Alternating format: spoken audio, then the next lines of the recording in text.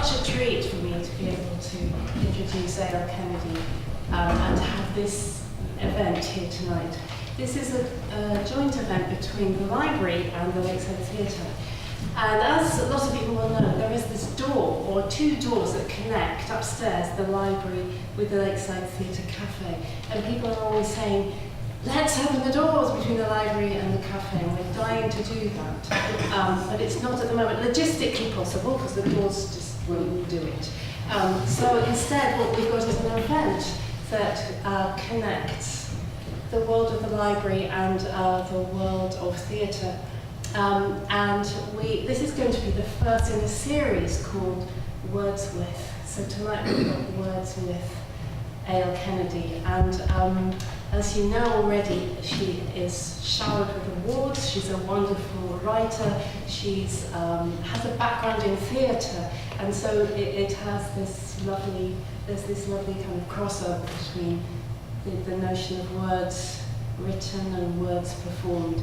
And I just wanted to tell you that there is a secret tunnel outside this door. If you turn left, but you can't because it's always locked. But occasionally it's open when they're doing estates are doing work in there. And through those doors is this beautiful tunnel, and it's lined with books. It's one of the most exciting places in the world. Some of these privileged people will be able to get there. So let us give a warm welcome to A.L. Kennedy. Thank you.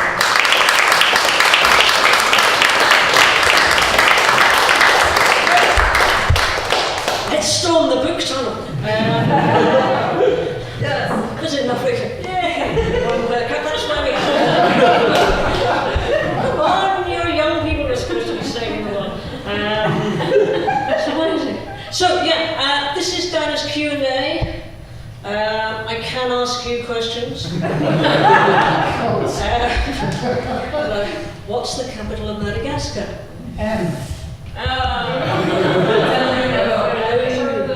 Antananarivo, well done. You win a biscuit. I haven't got a biscuit, but you do. Thank you. It's a virtual biscuit.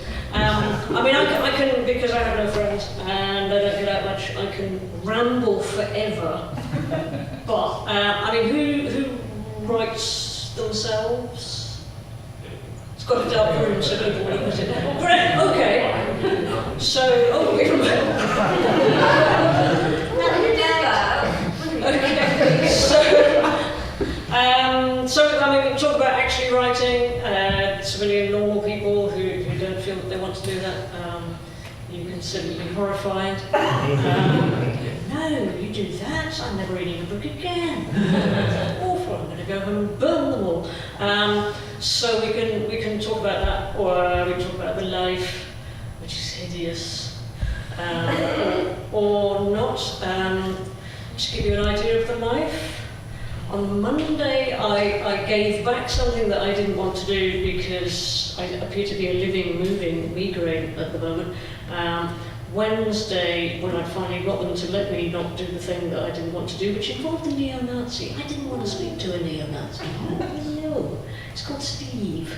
Steve the Nazi.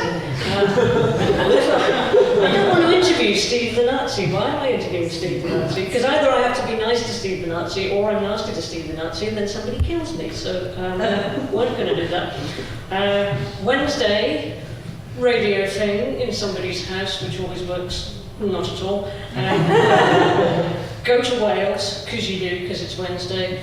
End up in Bangor, which only takes 12 days or so. Cab driver is there, and I'm going to Tynerith, which if you're Welsh means new house, and you'll be aware if you're Welsh that there was a historical period in Wales when all the houses were built. And that's why every second house is called Tynerith, because it means new house. There was just this 1 week when all of the new houses were built, and there have been no others, and they obviously set fire to the old ones, because nothing is ever called TN. So Tynerith, cab driver said, Tynerith, oh hello. So I said, yes, I'm going to Tynerith, the house of Lloyd George, which is now Writers' Centre. And I thought it was quite far away, and the cab driver drove for 10 minutes through lovely Bangor.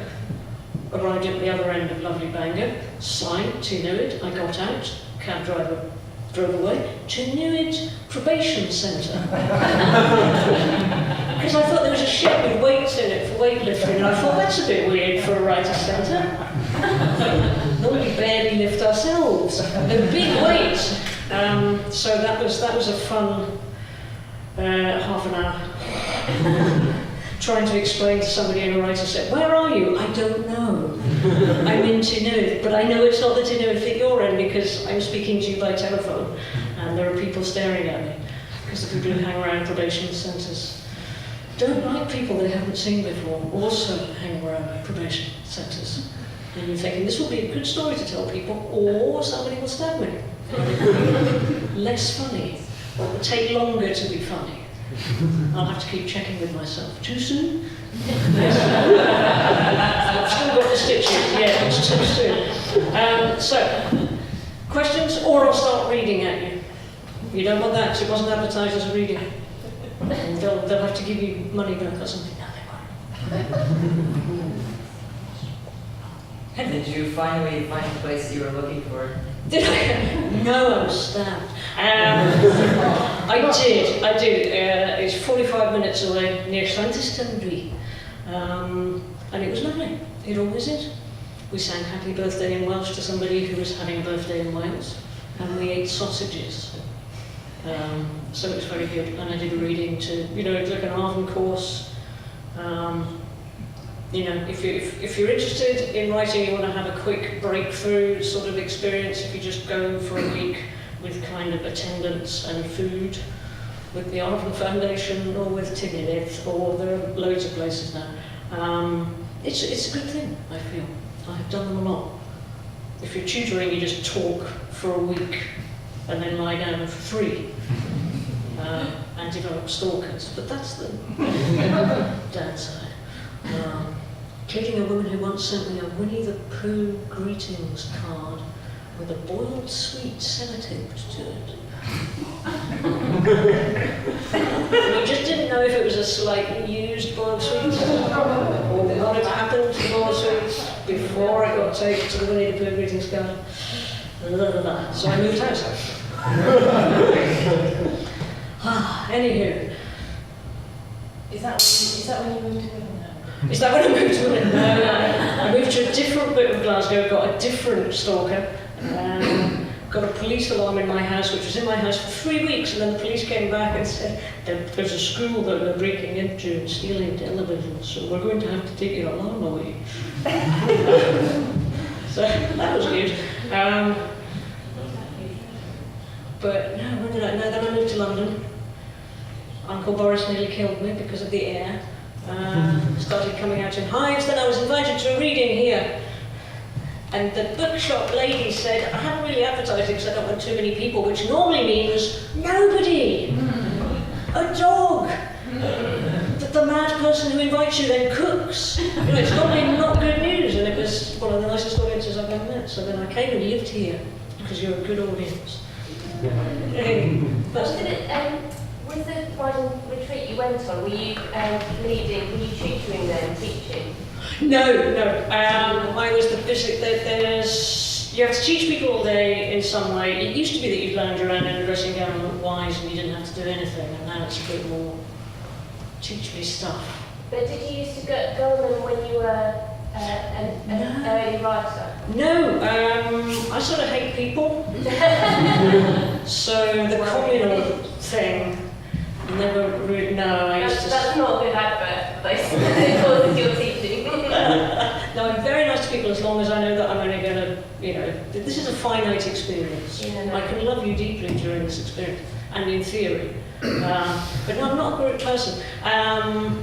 There is a difficulty if you're on a faculty, because there's just a desire to fill teaching hours, and you can knock off 3 hours every week by having a workshop.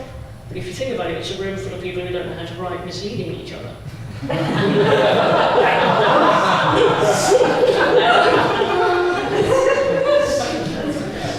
And it kind of drives writers crazy, but it sounds like a good idea if you're, in an English faculty. Richard Ford does allow people to do them, but he doesn't allow anyone else to Because he's Richard Ford, you know, you just listen to him telling you what he'd tell you individually anyway, but in a room. The difficulty, even if it's a really good group, is it's not a communal activity unless you're going to have 2 names or 4 names or 16 names on a piece. It's your piece. And often if you're paying to be on a course, you might have a slight commitment issue anyway. And if you're then giving the right to interfere with your stuff to 15 other people, you're kind of backing off even further, and the whole gig is commitment. You have to decide that that word is the right word, and stand behind it, and find out if it is the right word. And if somebody comes out and says no, you can say, yes. When I said thee, I meant thee, I didn't mean it, or this or that. So, you know, I am the author. My name is on this thing. So that, you know, that's a sort of difficulty with the group stuff. So that's a nice intellectual reason for my not having sat in Rose's groups. Had to go at a couple, but they just made me disturbed. Yeah. Because, you know, it's a mix of people, and quite a lot of the people didn't actually want to write, really. They wanted to have a chat, which is nice. But I don't like chatting, so wasn't good for me. So following on from what you were saying there, so how much notice do you take of your readership when you're writing, or don't you? If you think about, I mean, it's lovely to hear from my readership, but I'm hearing from them if they're reading a novel 3 years after I wrote the novel.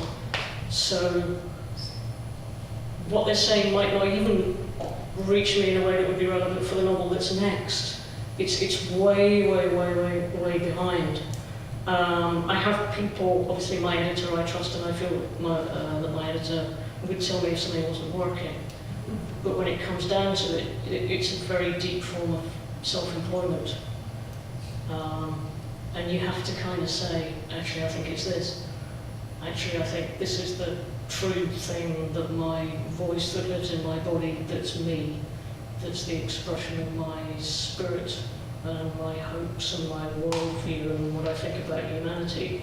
I am being true to that, which puts a responsibility on me or anybody else doing that, because then I have to serve that absolutely. But the other side is it's kind of my thing. But hopefully that's a process that means you sound more and more and more like yourself, so you become more and more unique. Because eventually what you're selling is the thing that's what you sound like. Which gives you a solution immediately to the problem of it's a love story. Even if it's a woman falling in love with a squid, it's still a love story, and the squid has person-like characteristics. He's just a little bit armsy, and maybe that's even better than a person.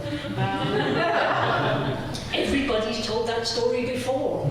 It's either star-crossed squid love, or overcoming trouble squid love, or just yay squid love in the background of something else that's adventurous. The thing that makes it unique is the voice, because nobody sounds like you, nobody sees like you, and then you're making people that somebody can inhabit, which is impossible. You can't be anybody else, so you're giving them a miracle, and that's unique because they're the people that come to you to be expressed, and you agree to express, and you collaborate on making them appear to be as fully formed a human being as would be interesting to another human being who's met human beings, who knows what they're like, and who has other human-like friends who they could be thinking of, and you're competing with that.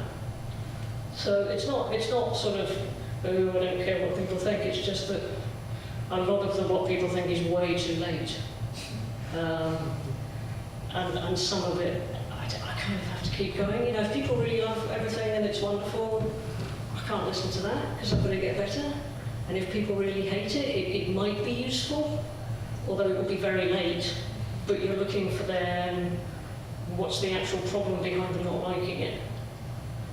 And sometimes, you know, if it's, I don't like second-person narratives, I cannot solve your problem. Because I like using the rhetorical you. So, yeah, you're on your own, in a lovely way. there was another. No? I was just going to chip in again at that moment, but does that mean that because you're expressing yourself how you feel in your writing at that moment, and by the time you move on, I'm just reiterating what you said, but by the time you read on to the next thing, you've changed or you're thinking different thoughts, and then a few years down the line, if someone's asking you about that book, do you even remember those things that were in that?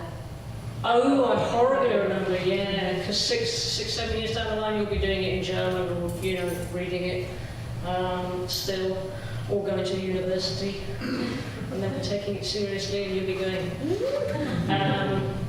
so you'll meet it again. I mean, it's the idea that came to you when you were at that age.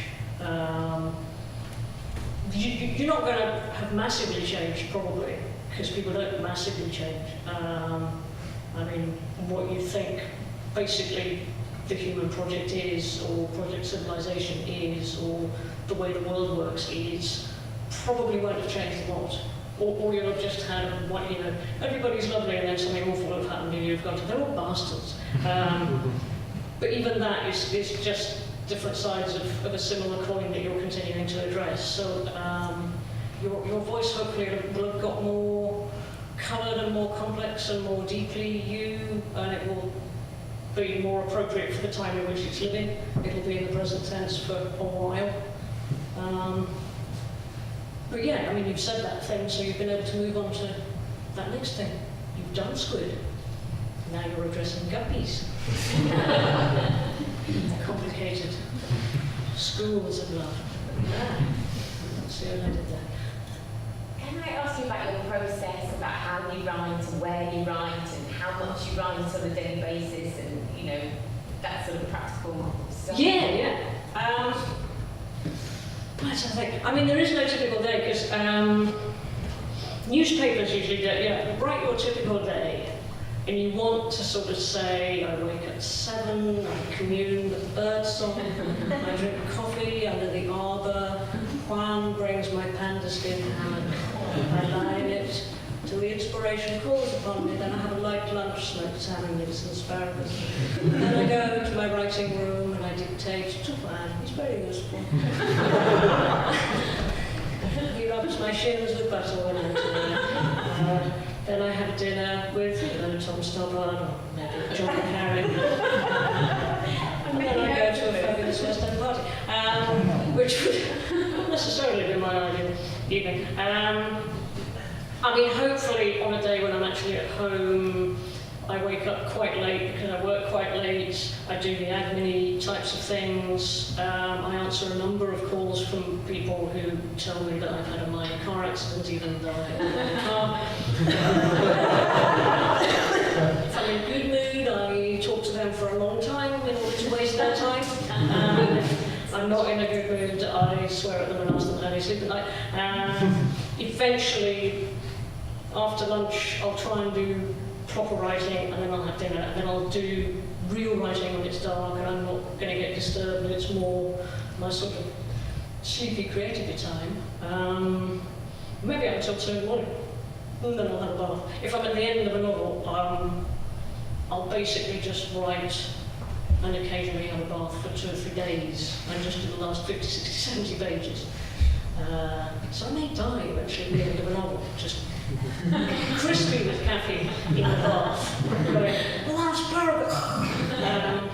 But hopefully not. But generally, we just all travel so much. I mean, writers don't hang out that much because we don't really meet each other that much, other than when we're all on tour. So we'll meet in Australia, or we'll meet in New Zealand, or we'll meet in Canada, or we'll meet in India, or which is cool, but a bit weird. So usually I'm writing on a train. Or in a hotel room. So it's lovely having a room of my own, but I'm never in it. So living in Wivenhoe hasn't influenced you particularly, and you're not there very often, or? Well, it'll creep in. I'm not stalking you, but how often are you in Wivenhoe? Sweet. It was you in that big tree at the back. I knew. Yeah, I mean, mean, landscape will creep in. If it's especially beautiful, it becomes familiar, or if it's beautiful and familiar. So definitely the next novel will have something oozing between its toes. Slow runs and oyster catchers. But it's, you can't really tell. Sometimes I'll go to places. I went to Jordan and Egypt and Israel for research, and then you get things that you weren't expecting, obviously. Sometimes things will happen by accident. You're kind of hoping to plug into the grain of reality so that, as Goethe said, providence takes a hand. I had a novel in which, that old story, Cyrano de Bergerac comes back from the dead, lives in Glasgow for a year, dies in Paris. Try explaining that to your editor. The only problem Germany had with that was that he was speaking English, not French. He was 357 years old and back from the dead, not a problem. Just that he wasn't speaking French. Cyrano de Bergerac ended up living in somebody's room in a communally occupied, student-y type house, and the person who should have been in that house was in former Yugoslavia doing aid work. And that's all I knew. I just kind of got that in my head, didn't know what he would say when he appeared. Got off early to get off a train at Wolverhampton, and two people were talking to each other, one of whom had just got back from Yugoslavia where he was doing aid work. Wonderful. So sometimes you get it, partly because you're paying attention. Part of writing is just training yourself to pay attention and training yourself to recognise the nature of a thing that belongs with another thing that you have at home. And eventually they get a critical mass and become a novel or become a thing. Hopefully when reality actually serves up a bit of your book. I know somebody, a crime writer, who did write a scene in his novel where his protagonist was mugged in a car park and then got mugged in a car park and then got very freaked out by the writing process, but hopefully that doesn't happen often. Or you just go in lots of short stories going, then he won the lottery. Amazing. Found a beautiful woman and they lived on an island next to Richard Branson and set fire to his island. Lived happily ever after, toasting marshmallows. So yeah, there is no typical day. But you have to remember to feed yourself. Feed yourself with beauty, feed yourself with loveliness. There's the idea, I had the idea, which is why I'm standing here with mild back pain. There's the thought when you've got lots of other work on, or you're a student, or you're whatever, that when you've got nothing but time to write, you'll just write for hours, 12 hours a day. Yes. No. Partly because if you have a laptop, that will kill you. Your head will be too low, or your hands will be too high. They're designed to cripple people. I think they're secretly in league with chiropractors. There's an unseen, it's like the Russia-Trump thing. It's much deeper and more secretive, because obviously chiropractors, if they do that thing with your head the wrong way, it's like the Commando death twist. It's only a millimetre away from the making your neck better twist. And if you sort of mumble about, my laptop, world conspiracy. So yeah, most writers do end up with bad backs because of the typing. But yeah, you would burn out if you're writing full on, particularly at the beginning of a novel, when the characters aren't quite helping and things haven't become inevitable. 3-4 hours, half an hour. It's too much. You literally, I tend to go to sleep. Or if I'm working with people who are just starting, if you're really trying to do character, atmosphere, plot, rhythm, musicality, short-running themes, long-running themes, palette of metaphors, and sort of personal dictionary of imagery with every word, it's quite tiring. And if people come to me sort of the third time I see them in a year and go, I'm really tired, I go, it's supposed to be really tiring, it's not just typing. But obviously you do get into it eventually, and you can overstretch yourself and overharm yourself. But it's probably not necessary to get into it. It's probably not possible if you're getting into writing now that you have to give up your day job.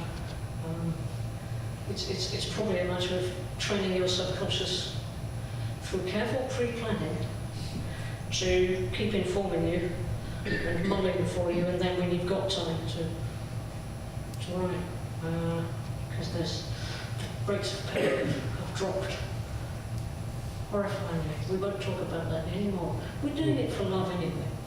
The thing is, they've noticed. Oh, you wouldn't need money then. But I like food. I have a house. It's got all the walls. They want to sell one of them. Make up for whatever. So, I write for television a bit, I write for film, largely they don't get made. Had one made. I write for radio drama, radio essays, short stories, everything but poetry. So I can answer questions on anything but poetry. My poetry is terrible.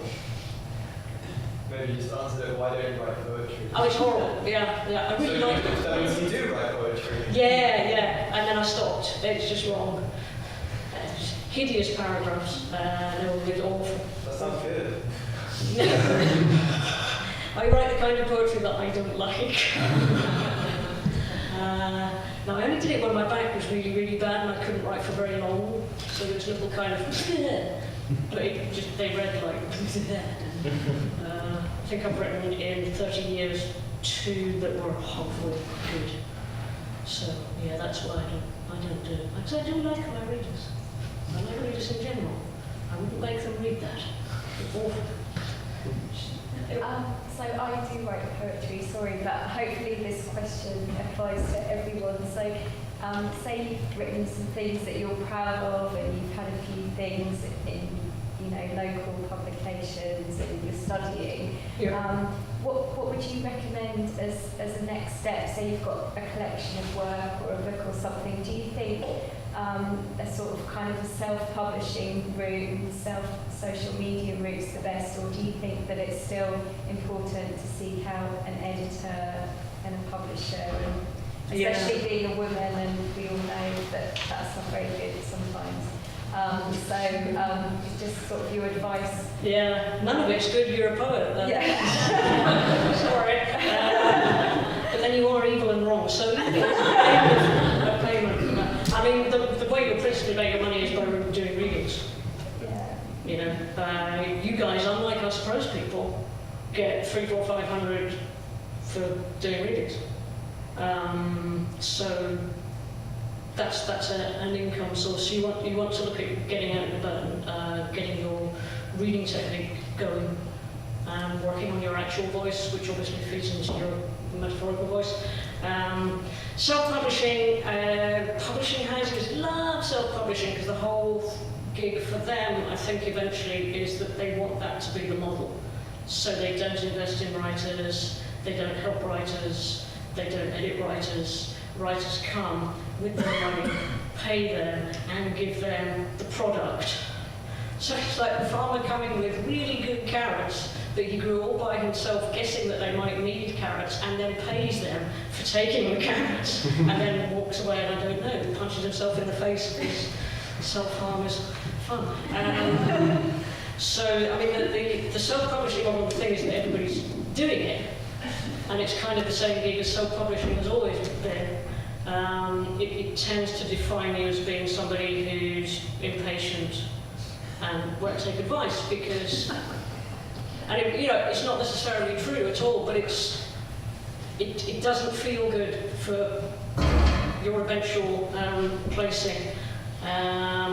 So it's reading the writers and artists yearbook. Going through competitions. You've got lots of competitions. You've got lots more competitions than the prose people. Loads. just getting yourself out there, as you say, getting published a little bit, really for everybody, unless you're incredibly lucky, it's getting published a little bit, it's putting short stories somewhere, it's putting poems somewhere, it's putting extracts of novels somewhere, and slogging the bejesus out of yourself for 5, 6, 7, 8, 9, 10 years. And then maybe you'll be an overnight success. But the self-publishing, I know people who've got, an online presence, a fiction writer and a non-fiction writer, enough money to say, okay, I'm going to throw 20 grand at this, I'm going to pay somebody to design the cover, I'm going to pay somebody to copy edit it, I'm going to pay somebody to edit it, which immediately is weird, because the editor's supposed to be the boss of you, and you're the boss of them, and that's just, you've got to be kind of voluntarily beaten up by this person. And paying somebody to beat you up is quite complicated. And it's complicated for them. And why aren't they working as an editor? Who are these people who would agree to do this strange thing? Perhaps they're strange people.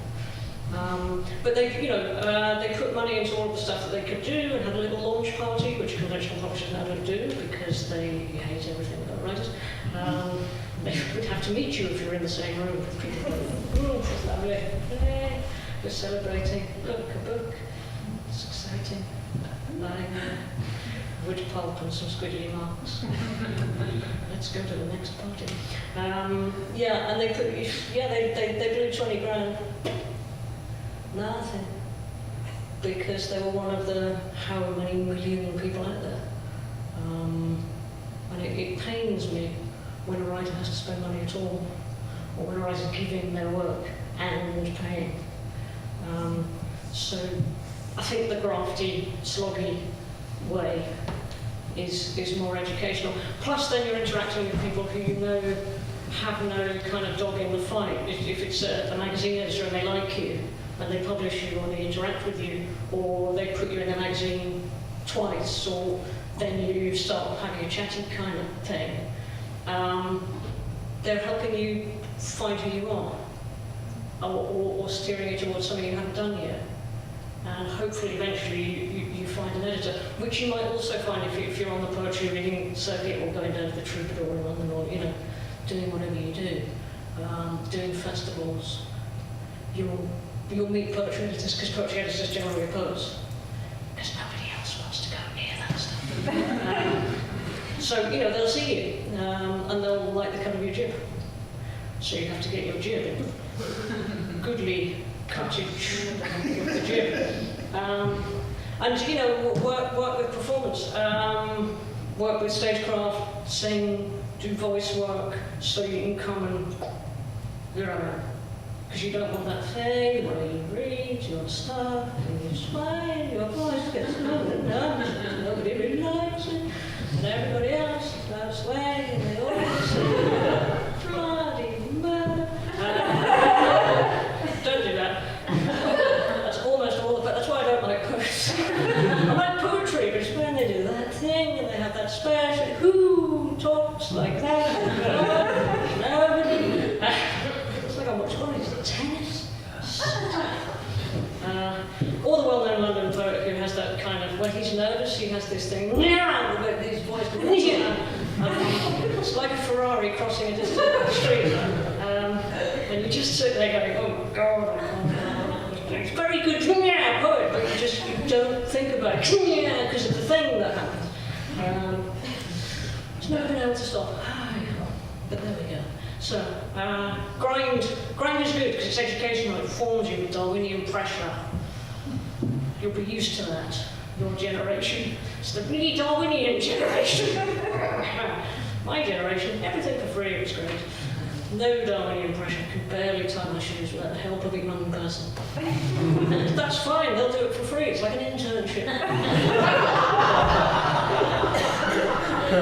We need no skills, we have slaves. So I have these different phases where I'll be writing like songs or poems or short stories and stuff. And so basically now I'm writing a novel for my dissertation. Okay. And I found it difficult to write poems and short stories while I'm writing this novel. I was wondering if you have any advice on that. Yeah, you will. That's good. That's good. It means the novel has become a black hole that's sucking all of the bits of everything else into it, because it's your overmastering thing. That could only be a good sign. I mean, not necessarily if you have to do all of those other things to get your degree. Oops. That would be a problem. But I mean, it sounds like a novel. Generally, when I'm writing a novel, I mean, lots of novelists don't do short stories at all. You know, they just novel about neat grapes. Do a novel. But I usually do short story collection novels, short story collection novels, short story and other stuff, but that rhythm. During the beginning of the novel, I'll be able to still write short stories. Once I've got to 120, 200 pages, everything, because you've trained your head to only have ideas that are relevant to those people who are doing those things. So it all folds in. So I wouldn't, you know, other than for reasons of getting an assessment, I wouldn't worry. It sounds reasonable. They're big beasts, you know, to make those people be there for so long, so that when the reader puts it down, they don't go away and have a cup of coffee and forget you. You want them to not be able to drink, or sleep, or eat. Just grab them by the brain. Never let them go. It's a very long book. They may die, but you know, as long as they pay for it. I just wanted to chip into that bit and the thing about poetry as well. That I was listening to an interview, an article about Jean Rees the other day, and it was saying that she took so long to write Why Sargasso Sea? Why Sargasso Sea? Yeah.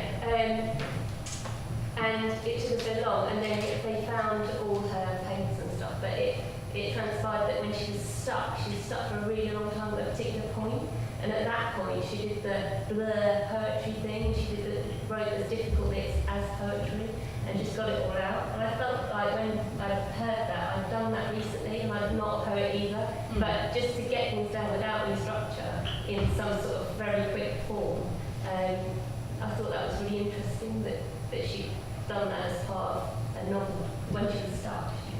Yeah, I mean, with Jean Rees, you've got to bear in mind that she was a helpless alcoholic, so her process was bizarre. She was famous for, in the days of Knicker Elastic, it would fail and she would gracefully step out of them, put them in a handbag. But I think when you're that good at it, it happens a lot. Yeah, I mean, I think usually that would probably be your planning process, would be working out things so that you don't freak yourself out by being stuck.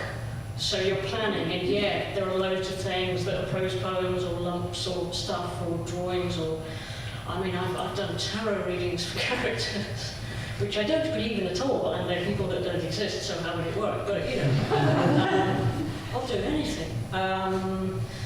For the World War II novel, I went and sat on an aeroplane on a Lancaster Common when they got the engines running and taxied about, so that I could, I was halfway through the book because you can't get on Lancasters that often. So I had to kind of guess, and then you're thinking, oh, is that right? Is that right?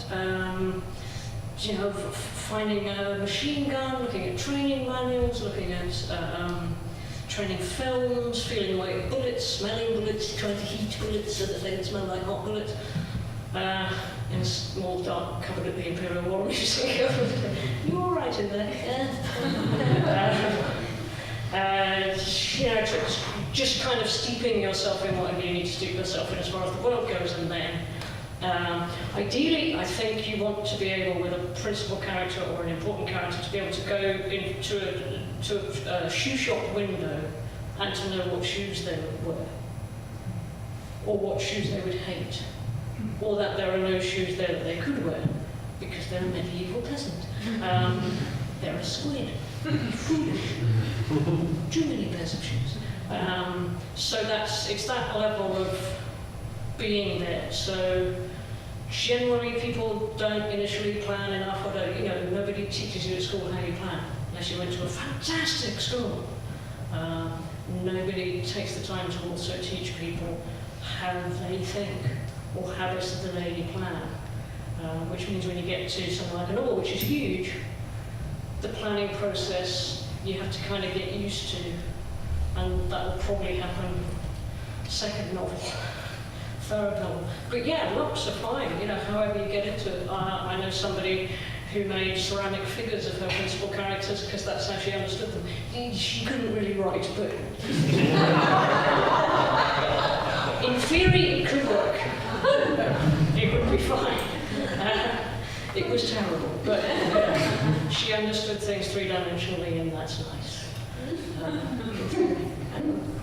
Do you ever save a small nugget of an idea, sometimes just leave it for many years and just come back to something? Oh yeah! Do you have sort of little favourites that you're thinking one day this will fit somewhere?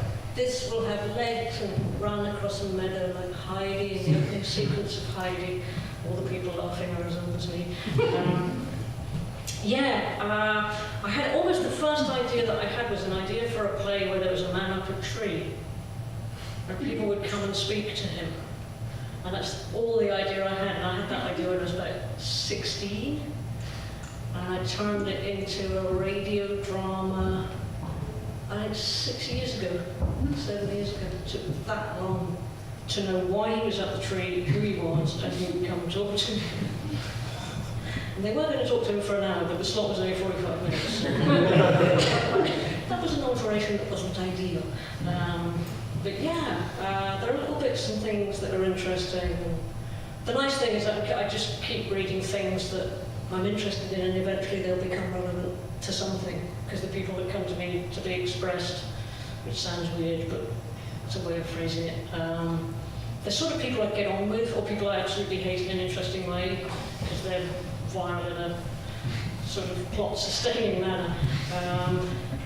So at the moment I'm reading about the invention of the electric chair. You know, it'll be useful somewhere. And it's great on trains. It's basically called The History of the Electric Chair, and it has a big photograph of an electric chair on it. To sit there reading that. Lots of leg room.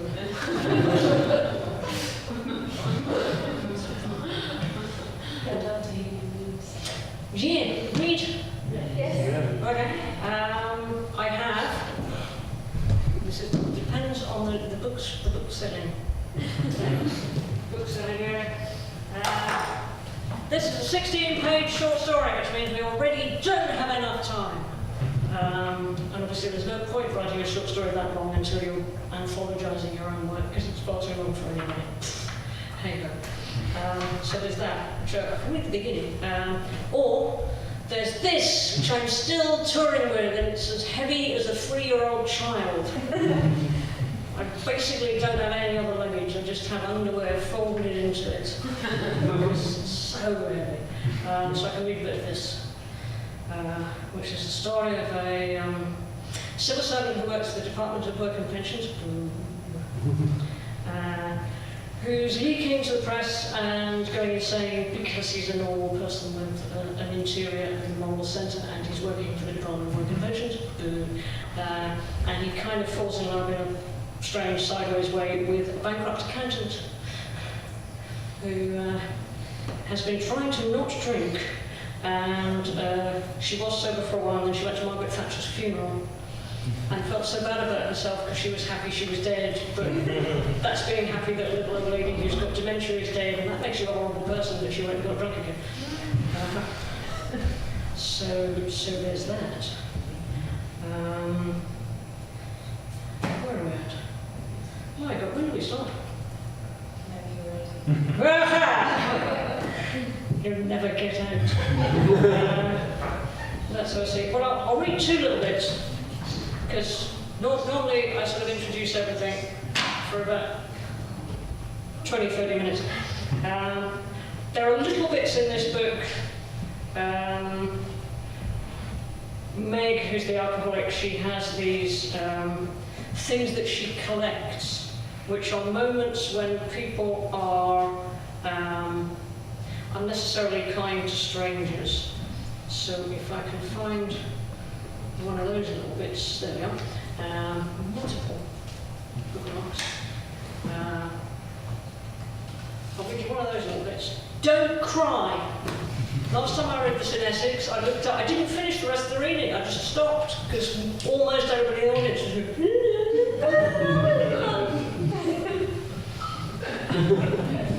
I mean, you can cry if you want, but please don't.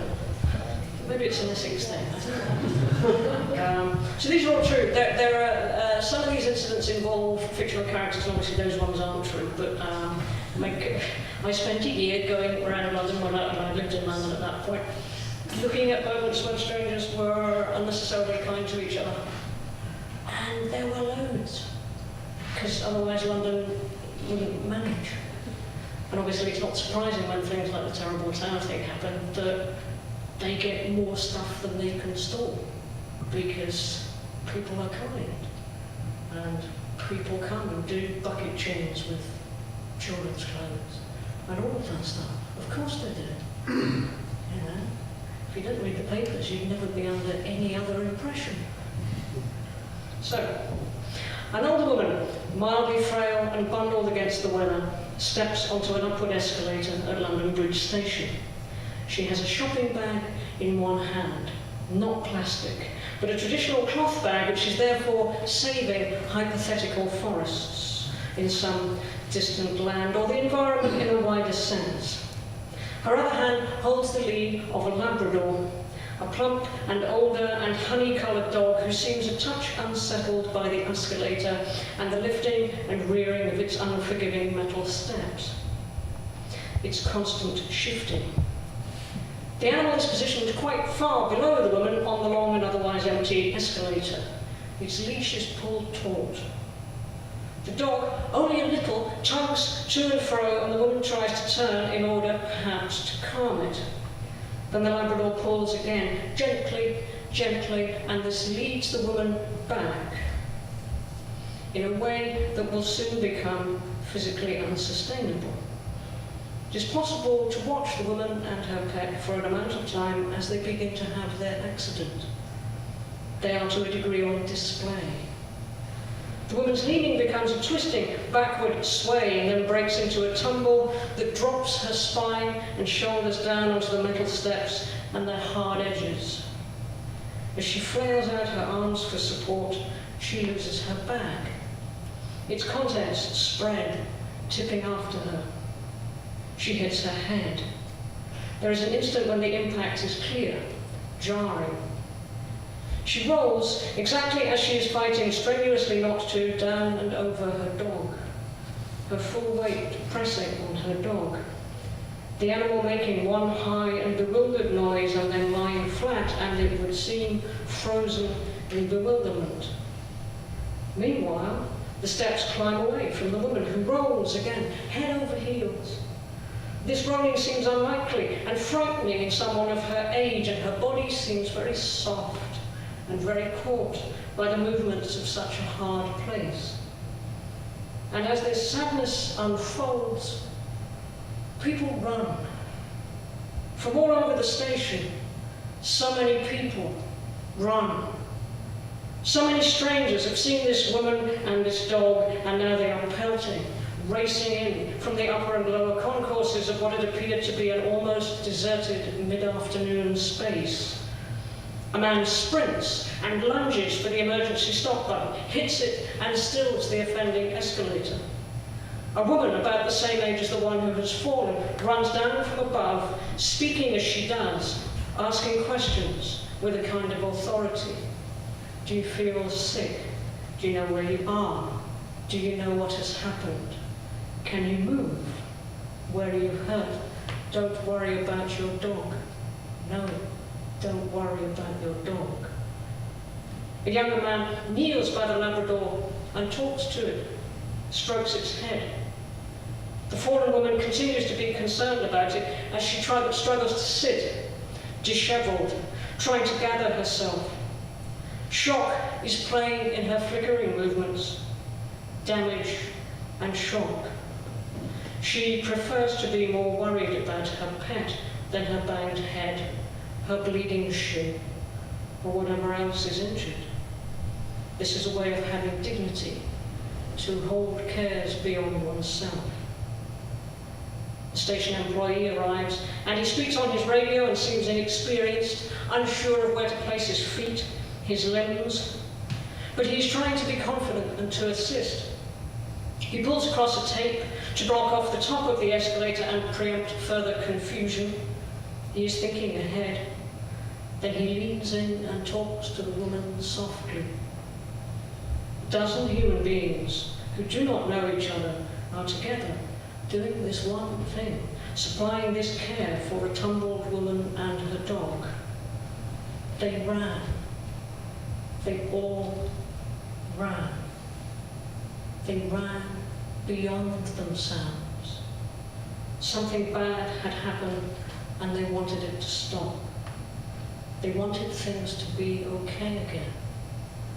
They all ran so fast.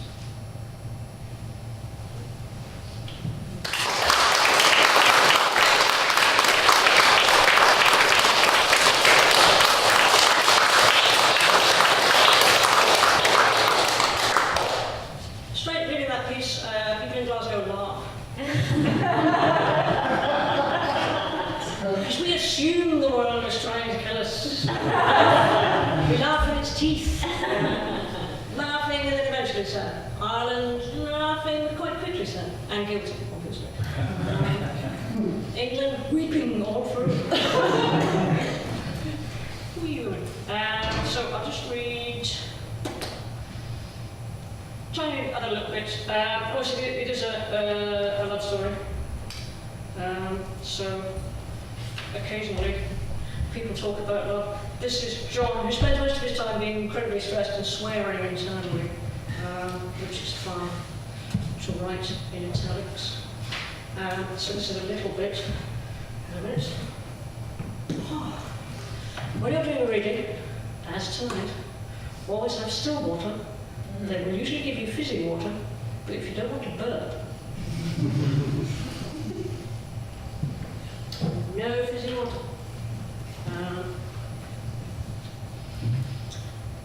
So this is John, and he's kind of tried to split up with this woman by text, which even he knew was a very shoddy thing to do, and she shouted at him a lot. So he's just finished having that conversation, but it might be on again. She might have forgiven him, and he is pondering to himself. And you understand, you have come to this kind of fundamental understanding after all this time you've wasted in being alive, but not really alive, and in knowing so many other useless things. All of a piece, and sudden, you can see that love, that loving, that being in love is a fundamentalist's occupation. Your beloved is your beloved, and there can be no other, not like her, like this. And the world must love her also, and always, forever. And if it does not, then the world is wrong. You won't be there, John. No, you won't be.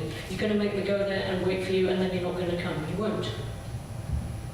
And you don't do ideology. Not ever. Okay. But now you have your articles of faith. Deep. Now you are not hollow. You are burning. You are filled with burning. Your metal heart has spilled and turned you molten, and your creed is screamed and lashing in you. It is like rage and like wine. John, but now you have the love you chose. The love that chose you back.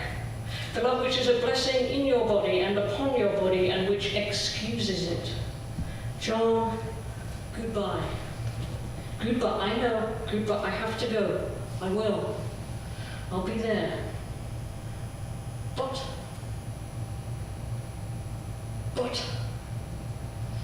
there is this possibility that opens up as soon as you can tell yourself, your world, your love, darling, sweetheart, treasure, you're sweet, you're serious, sweet, when you can tell everything, but you want her not to go, not quite yet. And you do wish that you could have heard what you managed to tell her. You really do wonder the words you could have picked and offered, the ones which let her no longer hate you when you deserve to be hated. You are all unsure. But you think most of what you said was just one word. please, and also the other word, but, and then please, please, please. And you hear it like Steelers Wheel, singing Stuck in the Middle with You. That's the song you were thinking of before. Jerry Rafferty singing. Please, please. In this high, long dog howl lead. It's like that.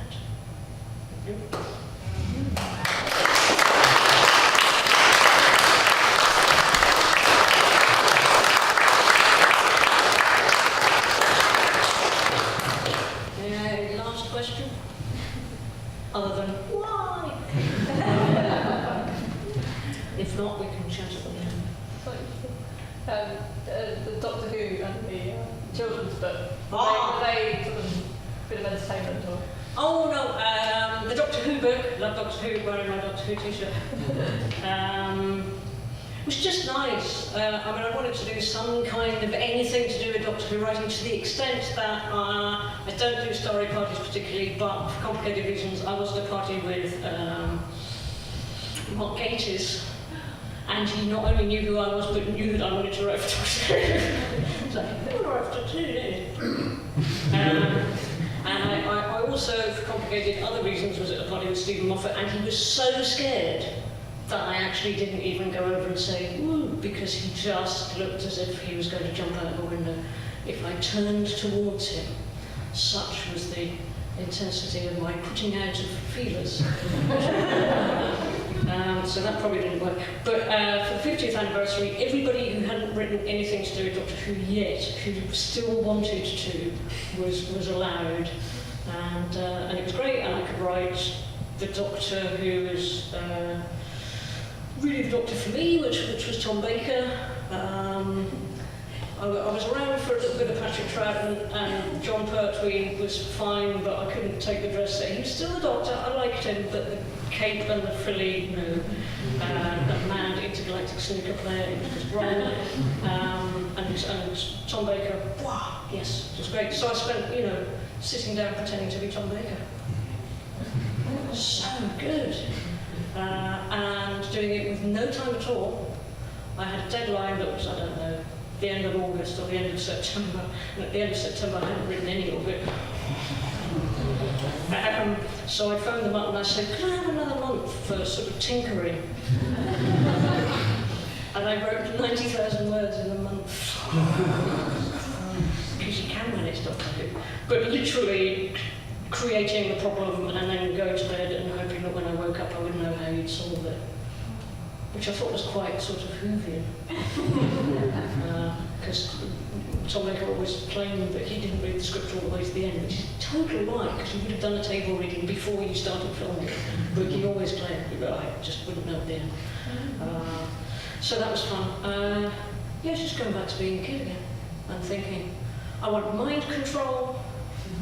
Love the mind control of Dr. Rebecca throwing when there were always two heavies on either side of the Doctor, and they would do flinging the Doctor to the floor, and you'd sit there at home going, oh no, you don't fling it. No, you've done it. You don't fling something. It's a really good democratic program, because flinging somebody to the floor and then making them be on their knees is wrong. I was very glad Russell T Davies did a David Tennant flinging to the floor on the knees thing, and you thought, yes! I mean, no, it's bad! That's it, you've crossed the line now. So flinging to the floor happened. And that was good. The children's book, because I am a writer and I express affection through the medium of literature, it's rather than interpretive dance. And I love my godchildren very, very much. I used to write stories for them, and effectively, the children's books they will be are rewritings of stories that I wrote for them. So they're mental, but they're not as mental as they were when it was just us. And that's the best. Well, book day, somebody dressed up as one of my characters. Sent me a picture. So good. Nobody's ever done that. No grown-ups dress up as Bobby did, because they're why it's so miserable. Dead. But somebody dressed up as I am the very depressed Peruvian llama with a little Peruvian llama hat with bubbles on it. Wonderful. And I had to do the audiobook without knowing what Peruvians sound like. And there are 4 llamas. They're all from Peru. To be 4, they were being depressed because they're going to be made into pies. Spoiler alert. That's quite early in the book, so they're very upset. I did the whole thing, being llamas and dogs and whatever, and then I met a Peruvian. Literally 4 hours after I recorded the thing. My first ever Peruvian, and she was depressed. Fortunately, she sounded exactly like a llama. So I was trying to be sympathetic while also going. So it's all the same thing, but with children you're trying to get extra special shiny hood because the world has not crushed them yet. And it's nice.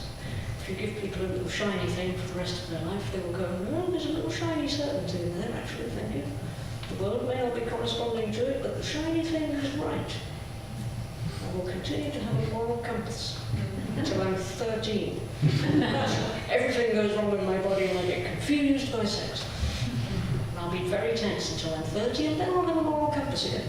It'll be fine. So, thank you for coming out, and if you've got anything else that's puzzling you, I probably can't help. But we can talk while you buy books, or even not, but do buy. No, thanks very much for coming in. Thank you.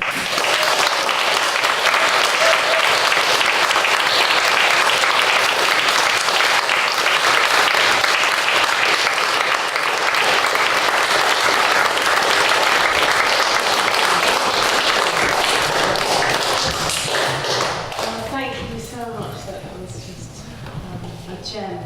Wonderful. Thank you so much. And we're really lucky because we've got a bookshop upstairs with a stall selling some books. And some people will be very familiar with Dale Kennedy's work, and other people will be less familiar. And let me tell you, you have such a treat in the stall, so I do encourage you to have a flick through and get into this business of supporting writers in the hope that other people will be supporting you too. Okay, thank you very much.